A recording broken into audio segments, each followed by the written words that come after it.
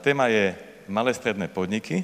Aká je podpora pri digitalizácii? Ako vyzerá implementácia?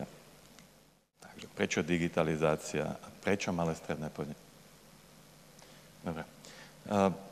Chcem upozorniť na jednu vec. Všetky údaje, ktoré tu budem uvádzať, vychádzajú buď z prieskumov, ktoré robil klaster Združenie pre priemysel 4.0, Industry Forum, alebo sú to údaje, ktoré sú na základe mojich osobných skúseností v ďalšom projekte. Ak hovoríme o digitalizácii, všade sa spája digitalizácia s konkurencieschopnosťou. Prečo? Výskumy renomovaných spoločností ukazujú, že firmy, ktoré sú dlhodobo úspešné a znamená dlhodobo lepšie ako ostatné firmy, a nie len v nejakom rozsahu 1-2 rokov, ale povedzme na horizonte 5 až 10 rokov sa odlišujú od tých ostatných firiem, sú firmy, ktoré majú poprvé inovatívne orientovaný manažment. Čiže manažment, ktorý sa venuje inováciám, manažment, ktorý rozmýšľa o inováciách, manažment, ktorý podporuje inovácie vo firme. Majú silnú kultúru zdieľanú zamestnancami. Ja by som to ilustroval na prípade včerajšej prezentácie generálneho riaditeľa, alebo teda plant manažera firmy Brose z Prievidze. Ak ste tu boli a počuli ste to, tak ste videli. Za prvé, zaviedli to, čo voľakedy za socializmu fungovalo, alebo teda systém zlepšovacích návrhov. Majú to vo firme zavedené a oni to podporujú. Čiže je tam inovatívne orientovaný manažment a kultúra inovácií. Čiže inovatívne orientovaný manažment a silná kultúra zdieľaná zamestnancami. Zároveň úspešné firmy sa venujú zvyšovaniu kompetencií, zručností svojich zamestnancov. To nie je náhoda, že firmy ako je Swarovski, ako je Atomic sú úspešné dlhodobo. Ich zamestnanci majú neustále príležitosť tomu, aby zlepšovali svoje znalosti, zvyšovali svoje znalosti a tak ďalej. Snažia sa porozumieť súčasným, ale aj budúcim potrebám svojich zákazníkov. Spravidla väčšina firiem robí také jednoduché zisťovanie spokojnosti, ale to sú všetko retroaktívne zisťovania. Úspešné firmy komunikujú s zákazníkmi a pýtajú sa a rozmýšľajú spolu s nimi. Čo budú zákazníci potrebovať o 2, 3, 4, 5 rokov? Alebo kde sa vidia tie firmy o 2, 3, 4, 5 rokov? Pretože to im hovorí, čo všetko je potrebné ako na strane dodávateľa urobiť, pripraviť sa, ako sa pripraviť na tú budúcnosť ich zákazníkov. Pretože ak sa nepripravia oni ako dodávateľia, ich zákazníci si nájdú iných dodávateľov. Takže to sú 4 dôležité predpoklady a 5. predpoklad je, že dokážu priniesť tie inovácie, ktoré manažment podporuje, ktoré možno prinášajú ich zamestnanci, alebo nejaké startupy, že dokážu tieto inovácie pretransformovať do nových produktov, do nových služieb a priniesť ich na trh. Toto sú firmy, ktoré sú úspešné dlhodobo. A je to na to dokonca matematický model, ak by mal niekto záujem, viem vám poskytnúť referencie. Profesor Kurt Matzler, Franz Beilom a Dieter Čemerniak napísali pomerne úspešnú knihu, ktorá vyšla Pelgrim Macmillan v New Yorku. Áno, je už 10 rokov stará, ale myslím si, že tieto princípy stále fungujú a potvrdzujú to úspešné firmy. A teraz, prečo hovorím o konkurencieschopnosti a digitalizácie? Inovácie, ktoré prinášajú digitálne technológie, môžu, ale väčšinou aj sú zdrojom konkurenčnej výhody v 2 kľúčových oblastiach. Znižovanie nákladov, a to sme opäť videli aj v tej prezentácii od Brose, zníženie nekvality, lepšia logistika, údržba v správnom čase, či prediktívna údržba a tak ďalej. Alebo zlepšovanie interných procesov orientovaných na zákazníka a jeho potreby. Zavádzanie CRM-iek, nástroje CRM-iek, ktoré sú možno prepojené na project management, ERPčka a tak ďalej. Čiže inovácie digitálnymi technológiami sú inováciami, ktoré prinášajú zvyšovanie konkurencieschopnosti firiem. Aký je stav digitalizácie na Slovensku? Včera, keď som chodil po tých stánkoch, ktoré tu sú, tak jeden z tých mladých mužov povedal, pýtal som sa, ako sa im darí s ich nástrojom. No, je to digitálny nástroj a tak ako vo všeobecnosti, no pomaly. Digitalizácia na Slovensku nie je práve fenoménom, ktorý by burcoval ľudí, burcoval vládu, burcoval ministrov, majiteľov firiem a tak ďalej. A pozrie na sektor malých stredných podnikov, tak tam je to ešte horšie. A to napriek tomu, že reprezentuje 95% všetkých firiem, to tu mám napísané, tvorí viac ako polovičku pridanej hodnoty HDP Slovenska a zamestnáva zhruba 75% aktívnej pracovnej síly.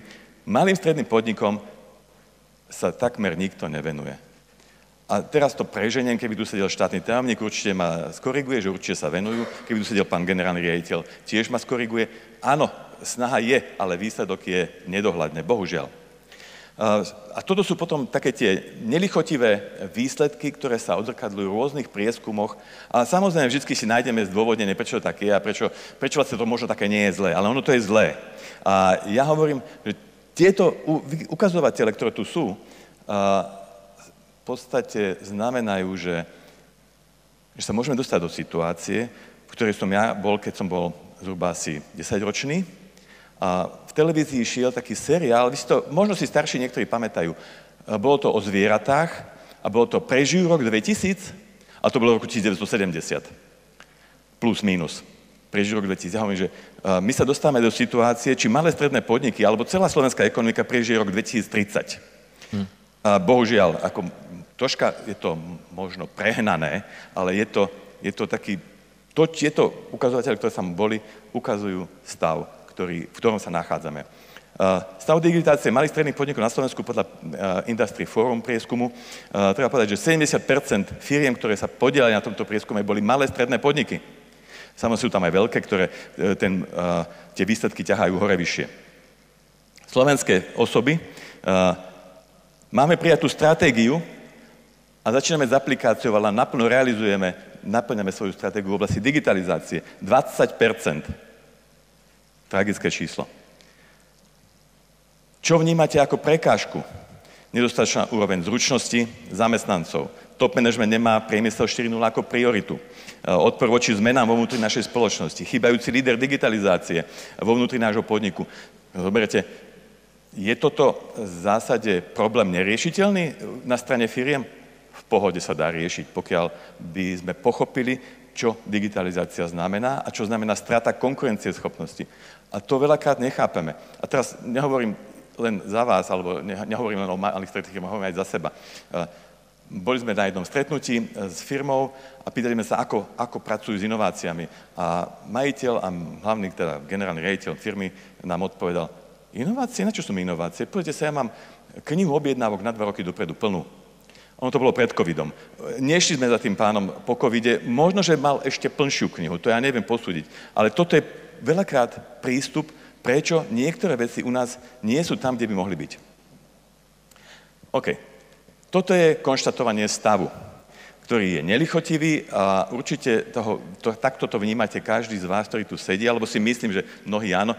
Ak ste tí, ktorí patríte do tých 20%, malých stredných firiem, kde máte stratégiu a implementujete stratégiu digitalizácie, ospravedlňujem sa, ako nepatrí to, ako nechcem to adresovať všetkým, ale asi mnohí z vás patríte medzi tých 20 firiem, tých 80% firiem, ktoré to nemajú. Aké sú možnosti? V zásade máme tu 2 veľké zdroje peňazí. Jedni sú európske peniaze a jedni sú štrukturálne fondy a plán obnovy. Nehovorím o štátnom rozpočte, pretože štátny rozpočet na Slovensku nefunguje pre podporu takýchto programov. Ako nefungoval a asi nikdy nebude. Pretože máme štrukturálne fondy a každý minister financí povie, mínte najprv tie peniaze a potom choďte na štátny rozpočet pýtať peniaze. Takže, program Digitálna Európa. Je to program, ktorý má rozpočet viac ako 7 miliard eur. To nie sú malé peniaze. Hlavné oblasti podpory sú superpočítače, umelá inteligencia, kybernetická bezpečnosť, pokročilé digitálne zručnosti a zabezpečenie využívania digitálnych technológií naprieč všetkými firmami, celou spoločnosťou. Príklady víziev, ktoré sú implementované už aj na Slovensku. Tá prvá výzva, ktorá sa implementovala, bola výzva na vytvorenie siete európskych digitálnych inovačných hubov, EDIHov. Na Slovensku vzniklo 5 hubov a o tom budeme rozprávať troška neskôr. Ďalšia výzva, ktorá prebieha aktuálne teraz, v novembri sa uzatvára, je vzdelávanie pokročilé zručnosti, alebo vzdelávacie programy pre pokročilé zručnosti na vysokých školách. Prvý panel, ktorý tu bol včera, bol aj za účasti pána rektora Moravčíka z STUčky. Rozprával veľmi pekne, ale ukazovali, ale myslím, že niekto ukazoval aj tie dáta, ktoré nehovoria o tom, že by Slovensko bolo práve veľmi úspešné v oblasti vzdelávania technických kádrov. Takže toto tu je nástroj, ako priniesť do vzdelávacích programov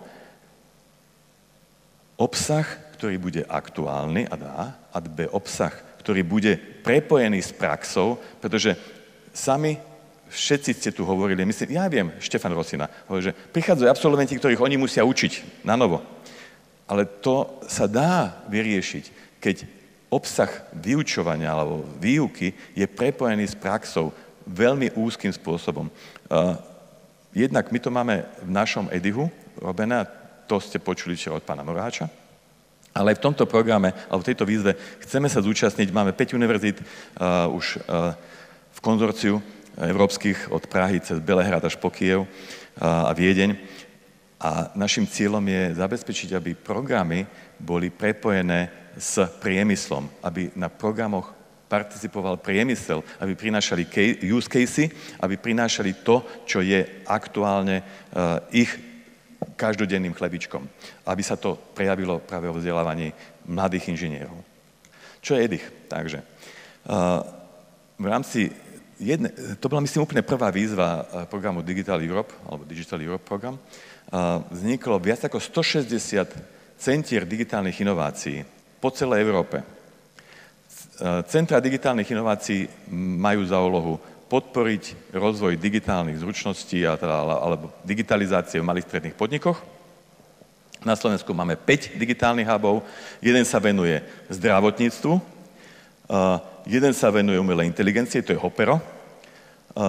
Potom máme Casovium, Expandy a SCDI. Tieto 3 huby sú huby, ktoré sa venujú Expandy 4.0 primárne priemyslu 4.0, ostatné participujú tiež, alebo majú klientov v tejto oblasti. Takže našim cieľom hubov je dosiahnuť vysokú mieru konkurencieschopnosti a udržateľnosti tejto konkurencieschopnosti v rámci celej Európskej únie.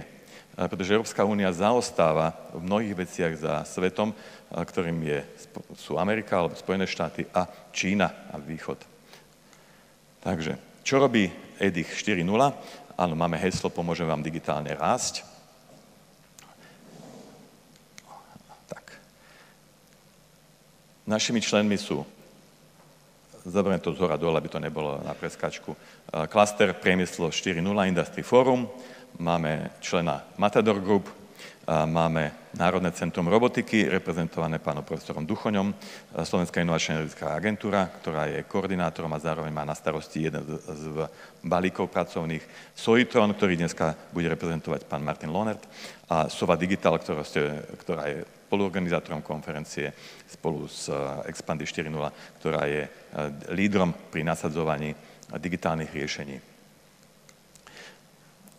Nebudem hovoriť všetky tie heslá, ktoré tam boli, že zabezpečujeme alebo poskytujeme vysokú úroveň, kvality a profesionality. To je dané už tými partnermi. Tam o tom nie je veľmi čo diskutovať. Ako neviem si predstaviť, že by Sova alebo Soitron prišli a odflakli robotu, pretože žijú z toho, že robia poriadnu robotu, takže si to nemôžu dovoliť. Aké portfólio služieb poskytujeme? Tak ako všetky ostatné digitálne inovačné huby, stojíme na 4 pilieroch alebo 4 nohách. Tá prvá noha je Test Before Invest. Je to oblasť, ktorá slúži k tomu, aby každý malý stredný podnik, ktorý požiada o naše služby, skôr ako začne investovať do digitálnych riešení, si tieto digitálne riešenia mohol otestovať. Máme k dispozícii testbed v Košiciach, máme k dispozícii Národné centrum robotiky v Bratislave, máme Centrum kybernetickej bezpečnosti VOID, ak sa nemýlim, sa to volá v Soitrone. Čiže vieme si všetky veci, ktoré ponúkame alebo navrhujeme, vieme aj overiť. A na základe toho si klient môže povedať, áno, toto je to, čo potrebujem, toto je to, čo sedí do môjho výrobného programu, do mojich plánov, do mojej stratégie. Čiže test before invest, ono je tu napísané ako analýza. Druhá a overenie riešení. Druhý moment, ktorý tam je, alebo druhý pilier, je vzdelávanie. Nemá zmysel, aby ste investovali do niečoho, na čo nemáte pripravených ľudí. Ako môžete nakúpiť Mercedesy, pokiaľ sú ľudia zvyknutí jazdiť s manuálnou prevodovkou, tak vám garantujem, že na prvej križovatke zabrzdia s nesprávnou nohou a problém s Mercedesom máte vzadu na nárazníkoch. Takže ľudí treba pripraviť. Máme vytvorené 4 moduly vzdelávacie, pán Moráč o nich rozprával včera. Sú pripravené presne takým istým spôsobom, o akom som hovoril, že je potrebné vzdelávať ľudí. Je tam teória, ale zároveň je tam veľa praktických príkladov, ktoré nepriniesli profesori z univerzít, ale priniesli ľudia z praxe, z priemyslu. Ďalšia oblasť, ktorá je jedným z tých pilierov, je financovanie. Pomoc pri hľadaní zdrojov. Pomáhame firmám nie písať grantové žiadosti, ale skontrolovať, či majú žiadosť napísanú tak, ako má byť, aby dostali peniaze. A to, že to tak funguje, to vám ukážem. Pomáhame startupom.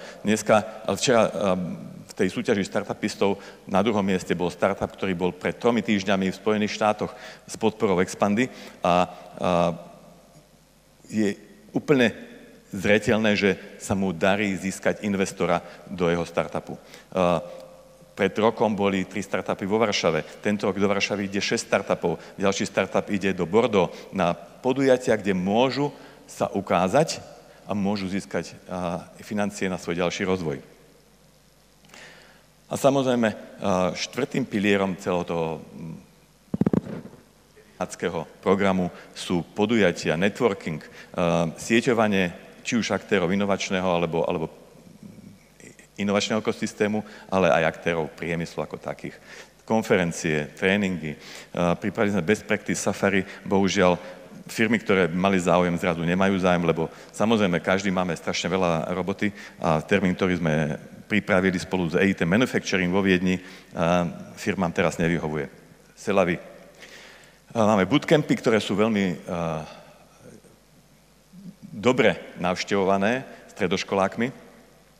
To robí práve Industry Forum. Takže to, čo som povedal, že pomáhame, ale teraz budem sa venovať tomu, čo robíme my v SIA. Pomáhame firmám prijať pomoc pri tvorbe ich grantových žiadostí. Je to jedna z tých komplikovanejších úloh. Ak ste niekto robili grant na štrukturálne fondy alebo plán obnovy, asi viete, o čom hovorím. Je to spústa vecí, ktoré človek, ktorý vo firme dostane takúto úlohu a nerobil ju predtým už 2-3 krát, tak má troška problém.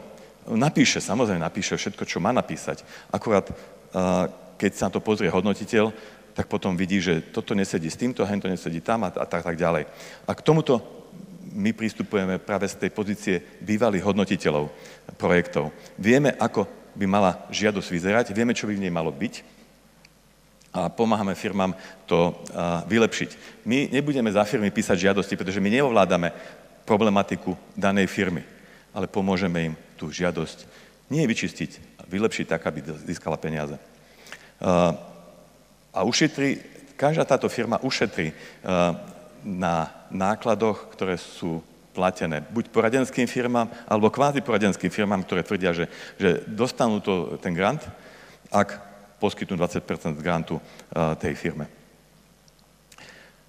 Už som hovoril o startupoch, takže toto máme. A to, že to funguje, je tu pár citácií alebo pár výrokov pani Adriana Pataky z Pataky Motors. Neviem, či ste zaregistrovali. Pataky Motors je výrobca takých malých, smiešných kabrioletov od roadstrov.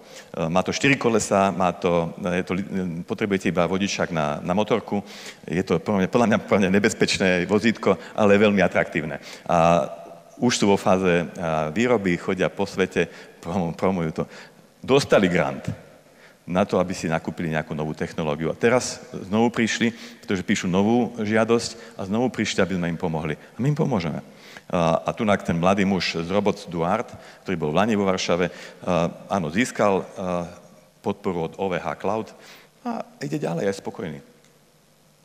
Expandy 4.0 a Inžinier 4.0, o tomto ja nebudem hovoriť, pretože jednak sa mi kráti čas, ale navyše pán Morháč o tom rozprával dostatočne hlboko, alebo dôrazne včera. A tým pádom, no tu sú aj reakcie, ale myslím, že tie boli aj včera. Skôr ako prejdem na tento projekt Digitrans, poviem ešte jednu vec, ktorá tu nezaznela. Všetky služby, ktoré EDIH poskytuje, sú služby, za ktoré firma neplatí. Ani korunu nemusíte zaplatiť. Za to, že otestujete svoje riešenie, za to, že príde Soitron a urobí vám test kybernetickej bezpečnosti, prípadne penetračný test, za to, že SIA vám pomôže pri tvorbe grantovej žiadosti, za to, že pošleme startup, ale startup tiež neplatí. Nikto neplatí nič. Samozrejme, je tam podmienka, že tie peniaze, ktoré sme dostali z plánu obnovy a z Európskej únie, musíme nejakým spôsobom transferovať na žiadateľa o tieto služby, takže sa mu zapíše do zoznamu prijatej pomoci de minimis nejaká suma.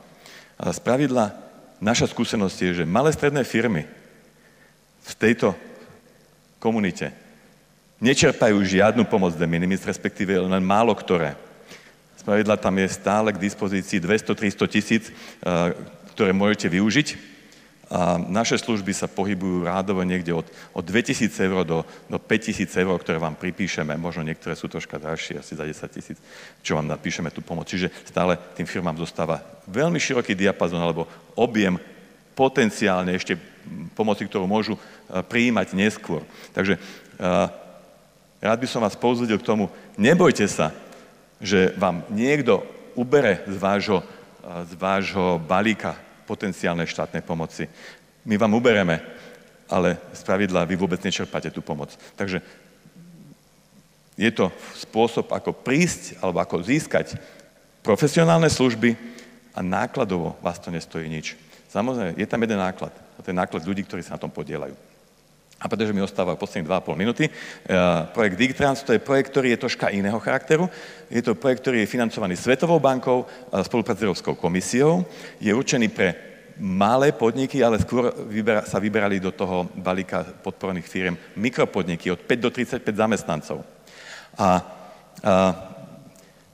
je to projekt, ktorý totálne postavil všetky skúsenosti s grantami na Slovensku na hlavu. Pretože za 2 mesiace, júl a august, bolo podporených 75 firiem, od septembra do novembra bude ďalších 75 firiem podporených. Už bežia jednotlivé assessmenty, alebo teda hodnotenia a odporúčania. A čo Digitrans ponúka? Začnem tým, čo je na konci, to je grant vo výške 2000 eur. Smiešná suma, si poviete. Pre mikropodnik sú to veľké peniaze. Ten proces začína tak, že najprv sa robí digitálne hodnotenie, alebo zhodnotí sa v rozhovore s konateľom alebo s človekom, ktorý má na starosti ITčko, ako fungujú, s čím fungujú, s akými nástrojmi a aké sú ich vízie, alebo teda predstava, čo by potrebovali do budúcnosti. Na základe toho sa pripraví, vždy chodia 2 poradcovia, jeden manažerský, jeden digitál, ako technologický, a pripraví sa taký plán digitálnej transformácie pre mikropodnik. To sa nedá porovnať s tým, čo robíme pre priemyselné podniky v SOVE a v našom EDIHu. Ten plán sa potom odprezentuje a nastupuje individuálne poradenstvo, kde technologický poradca má 14 hodín na to, aby spolu s IT manažerom alebo konateľom implementovali tie odporúčania. Dostávajú školenie, pretože jedno z tých zistení je, že väčšina mikropodnikov nevenuje žiadnu pozornosť rozvoju svojich ľudí, alebo minimálnu pozornosť, tak aspoň im dávame školenie, ktoré je zamerané na manažment zmeny, od druhého behu už aj management predaja, pretože sme zistili, že jedno z kľúčových pain points, problémových bodov je vôbec schopnosť predávať služby. Sú tam nejaké praktické poznatky a webináre. A na konci po 2 mesiacoch si môžu kúpiť softverové riešenie, ktoré vychádza z odporúčaní A oni si ho môžu kúpiť za 10 000 eur a my im preplatíme 2 000. Alebo si kúpia licenciu na rok, pokiaľ je ročná licencia 2 000 eur, alebo na 2 roky, pokiaľ je 1 000 eurová licencia. Čiže je to pre ne veľmi flexibilné. Nepotrebujú žiadne ďalšie vykazovania, doklady, nepotrebujú nič predkladať. A to je práve ten spôsob, ako sa dá robiť digitalizácia. A bez toho, aby ste museli veľa žiadať, veľa času tráviť, a čakať vôbec na odpoveď, či vám dáme, alebo nedáme. 2 000, 5 000, 100 000, to je jedno. Aké sú program Slovensko a plán obnovy? Na to tu máme kolegu zo Slovak Investment Holding, pána Gürtlera, ktorý bude rozprávať o jednom, ešte nie, ja viem, že už prekračujem čas, ale dokončím to, ktorý vám porozpráva o jednom zaujímavom nástroji. Koniec koncov, program Slovensko a plán obnovy si každý vie odsledovať na všetkých web stránkach, pokiaľ vás zaujíma to, že budete čakať pol roka, 3/4 roka, rok na rozhodnutie o nejakých peniazoch. Takže, ja som si robil takéto zhrnutie, dúfam, že k tomu dojde, aby ste ho aj videli. Čo som si ja povedal? Ako môžeme digitalizovať malé stredné podniky? Prvá vec je konečne zobudiť politikov. Úrovne vlády, úrovne generálnych riaditeľov a strany. Slovensko, ktoré sa prezentovalo za vlády Mikyho Dzurindu ako tiger Európy, alebo tiger východnej Európy, to je jedno, a prilákalo strašne veľa investícií, vrátane takejto, ako je teraz tu, Kia, alebo predtým Peugeot, už nie je tigrom. Už zaznelo to aj včera. Už nedokážeme predávať lacnú pracovnú silu. My sme komunikovali, máme lacnú pracovnú silu, máme vzdelanú pracovnú silu. Čo z toho máme dneska? Sťažujeme sa na vysoké školy a kvalitu absolventov, nemáme dostatok ľudí, odchádzajú nám tí skúsení pracovníci do dôchodku a veľakrát nemáme náhradu. Takže ja hovorím jedno, ľahko sa môžeme dostať do kategórie prežijú rok 2000, ako myslím Slovensko. Čiže prvá vec, konečne treba prebudiť, ja neviem ako, ja naozaj neviem, ako s politikmi sa ťažko rozprávam, neviem, ale toto je len moje posolstvo, zobuďte sa, vážení. Dizajnovať programy tak, aby sa dala minimalizovať administratíva, náročnosť administratíva na strane prijímateľa aj poskytovateľa. V Edihu to robíme tak, že keď požiadate o službu, vy urobíte jeden jediný úkon. Požiadate malým formulárom na našej stránke a napíšete svoje meno, svoju firmu a mám záujem o nejakú službu. Odošlete a tým pádom vaša robota skončila, pretože to spravíme my. My za vás pripravíme vaše posúdenie, či ste eligible, alebo či ste oprávnený žiadateľ, či máte dostatok na účte štátnej pomoci, či môžete čerpať štátnu pomoc, či ste malý alebo veľký podnik. Všetko spravíme my, dáme vám papiere na podpis, vy ich podpíšete, ale môžete podpíšete samozrejme, keď budete chcieť, ale nerobíte nič. A toto je cesta, ako sa dá robiť. Musíme sa naučiť robiť proklientsky a keď to nespravíme, tak budeme všetci iba nadávať na to, aké to je neflexibilné a pomalé. Digitrans zvolil cestu bez administratívneho overovania, pretože si povedal to, čo je úplne prirodzené. Pomoc do výšky 20 000 eur je tak zanedbateľná chyba pri poskytovaní tej pomoci, že viac času a viac peňazí zaplatíme na všetky administratívne úkony, ako na to, čo poskytneme. Oni to spravili jednoducho, bez overovania a tá hodnota tej pomoci nie je 2 000 eur v grante, ono keď sa napočíta všetko, to je okolo 15 000 eur. Takže pri 15 000 pomoci Svetová banka nepotrebuje žiadne overovanie. Prečo potrebujeme my? To bol otáznik. Ľahko pochopiteľnou a uchopiteľnou pomocou. Nemusí byť finančne náročná. Od 2 do 50 000 eur sa dá robiť jednoduché veci a vedia prispieť firmám ako stimul pre ďalší rozvoj. Tie ďalší rozvoj už treba robiť inou formou, o ktorej bude rozprávať pán Gürtler. Implementáciu zveriť do rúk firmám, ktoré to vedia a dokázali, že to vedia, a nie úradníkom verejným inštitúciám. Ako pri najlepšej vôli, Slovenská inovačná agentúra, keď má robiť aktivity, tak bude vždycky verejnou inštitúciou, ktorá podlieha strašne veľa vplyvom od politického vplyvu cez auditový vplyv. A samozrejme, každý sa bojí urobiť niečo, čo je niekde, možno, že ešte stále v tej správnej časti, ale niekde na okraji toho spektra, čo je možné, čo nie je možné. Prekročiť hranu v takejto inštitúcii je nemožné. Takže zverte to firmám, ktoré to vedia robiť. Expandy nie je úplne štátna ani verejná inštitúcia, Expandy je projekt a Expandy má v sebe súkromné firmy, aj verejnú inštitúciu a myslím si, že vieme vám urobiť to, čo tu píšem. Technologicky neutrálne, byť technologicky neutrálny a zároveň poskytnúť službu, ktorá nie je zviazaná všetkými pravidlami platnými pre verejnú inštitúciu alebo štátnu inštitúciu. Dobre. Pozrieť sa na príklady, ako sú Edihy, Digitrans, ktoré ukazujú, že sa dá vec robiť jednoducho a podporiť takéto projekty alebo podporiť digitalizáciu replikáciou jednoduchých projektov alebo projektov, ktoré prinášajú reálne výsledky. Ak sa toto podarí, tak Slovensko môže robiť malý krok dopredu. Ja neviem, že zmeníme Slovensko na digitálnu veľmoc. To, čo je Estónsko, sa nám nepodarí ani za rok, ani za dva, pretože to by sme museli zmeniť veľa vecí od hora až dole. Ale máme nástroje, máme skúsenosti, máme príklady, že veci sa dajú urobiť, len treba robiť.